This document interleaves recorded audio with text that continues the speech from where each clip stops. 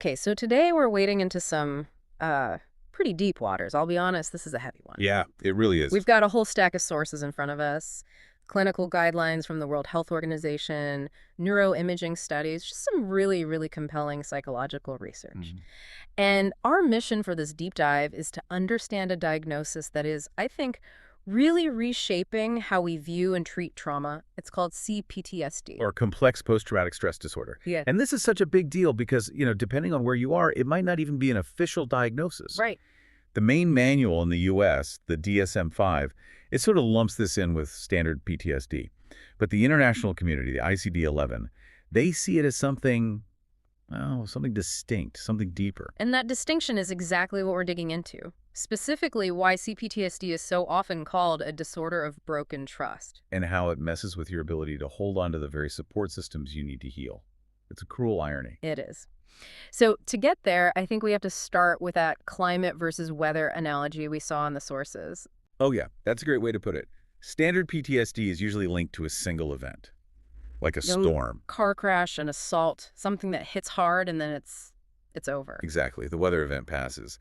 But CPTSD, that's the climate. It's what you live in and day out.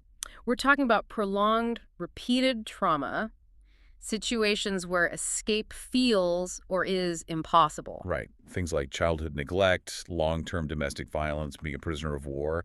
The key is that the threat wasn't a one-time thing. The air you breathed was toxic. And that completely changes the nature of the injury. It stops being about fear of a specific memory and it starts being about who you are as a person. That is the crux of it. The research has a specific term for this. Disturbances in self-organization, or DSO. DSO. And if you need, like, the one-sentence takeaway from all this, it's this. Standard PTSD is an injury to your memory. CPTSD is an injury to your identity. Okay, let's break down DSO because the literature splits this into 3 clusters and they seem really important. They are. So first you have affective dysregulation. A broken emotional thermostat. Perfect way to put it. It's not just mood swings. It's explosive anger out of nowhere or a deep, persistent sadness you can't shake. The sources even talk about emotional flashbacks. Which are terrifying. There's no picture in your head, no visual memory. None. You just suddenly feel the dread or the shame from the past, Yeah. right now, in the present, for no obvious reason. It's like the body remembers what the mind is trying to forget. Exactly. Then you get the second cluster, negative self-concept. This is that deep internal shame. Yes, it's not thinking I did something bad. It's believing I am bad, feeling fundamentally broken, worthless. Which leads right into that third cluster. And given our focus on support systems today, this one feels the most tragic. Interpersonal difficulties. It's the inability to feel safe with other people. And the Yeah. data here it's pretty specific. You're talking about that Israeli veteran study. Yeah. They found that a veteran's DSO symptoms, that identity level stuff, was a better predictor of his wife's stress and their marital problems than his flashbacks were. That's wild. So the nightmares, the classic PTSD symptoms weren't the biggest issue for the relationship. Not at all. It was the emotional distance, the mistrust, the difficulty connecting. It's such a paradox. It is.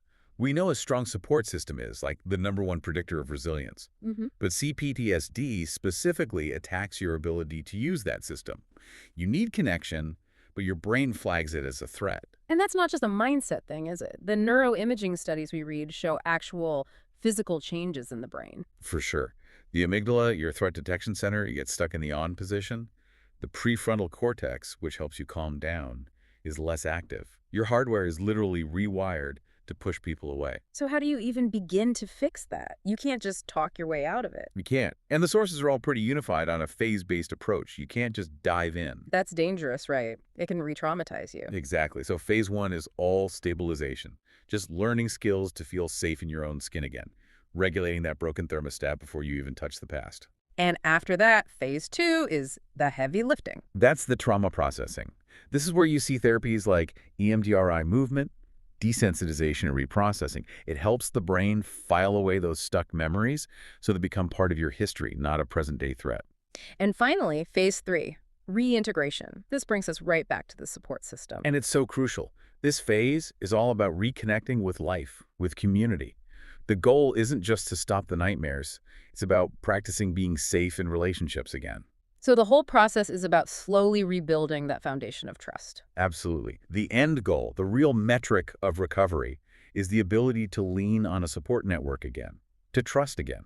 It's a lot to take in. But the takeaway here seems to be that while CPTSD is a really severe injury to the self, it's not a life sentence. No, not at all. The brain can heal. It just requires patience and, very specialized trauma-informed care. It really leaves you with the final question, doesn't it?